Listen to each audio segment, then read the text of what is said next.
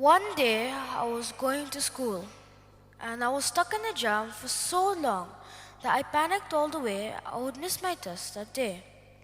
I luckily made it last moment and it made me wonder what if it was not a school bus but an ambulance in the jam? And what if it was not exam but lives are at stake? Yes, unfortunately, I did witness a situation like that too. We were leaving after a happy day out at the go-karting ring when we had got the news that someone from the advanced level track had hurt themselves quite badly. I could only pray that they made it safely to the hospital in the traffic at that hour. It would be understandable if it was a metropolitan city, but traffic congestion has reached Meghalaya too.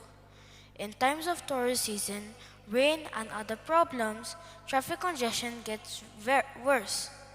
The state's capital, Shillong, has witnessed a rapid urbanization in tourist visits in recent years and an increase in cars on the road. People spend hours getting stuck in traffic, wasting hours of their lives. We have to be better prepared. So I would love to use this platform to see the root causes, far-reaching effects, and potential solutions to a better public transport in Meghalaya and in our state. So I, Ikansh Naya, think that improving the condition of public transport is how we can improve it. Meghalaya comes with the challenge of difficult terrain. The infrastructure is harder to build and maintain, right? It's definitely not easy to cut through mountains of forest to build roads. At the same time, the existing road network struggles to accommodate the increasing cars in recent years. The vendors have their shops on the sides of the road and cars are parked all along. It's all chaos. When I was visiting Bengaluru last year, I saw it was a city with major traffic issues too.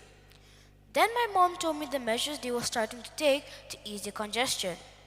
They were starting smart parking points where the people with smartphones can locate free parking spaces and make payments using UPI or cards. They were also starting to build multi-level parking systems. Picture a tall building with lots of floors. Each floor is like a shelf in a bookshelf where you keep different books. This way, cars can go onto each of these floors without any problems. Did you know they do something like this in malls and other buildings in Guwahati? Bengaluru also has a Bengaluru Darshini organized by the government itself. It's an air-conditioned bus that takes tourists and city rounds. Imagine if we had something like that in Meghalaya too. If we had a common vehicle that takes Meghalaya to the famous spots like Umyam Lake, that could be very effective. There will be many travelers who can take advantage of this. This is like public transport with an itinerary.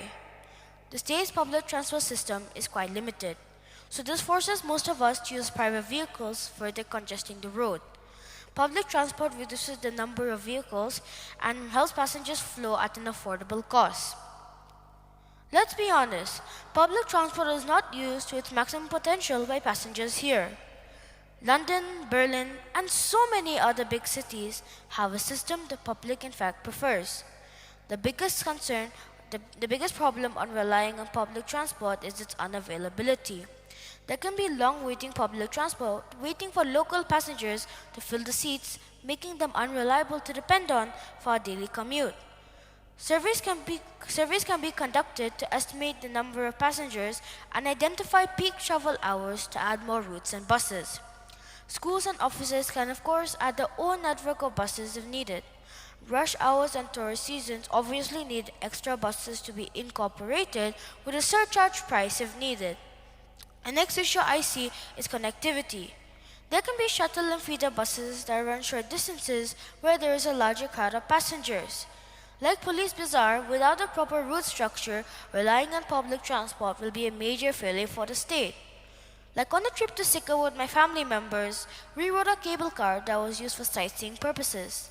Imagine if we could take advantage of this, because even though it's slow, it takes us to higher and longer distances. Plus, it can be an experience in itself.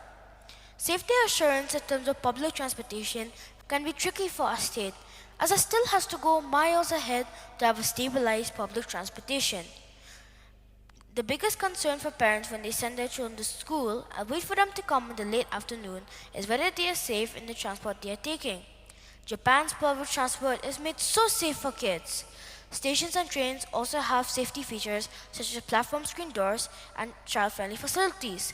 They also have child-friendly policies such as priority seating and fare discounts.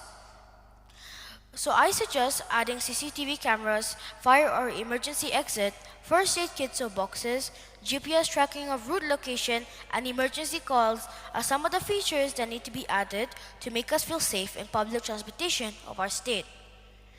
More carpooling and ride-sharing facilities and apps can be here so that people can book them from more apps. We can make ride-sharing more authentic if it is backed up by the government.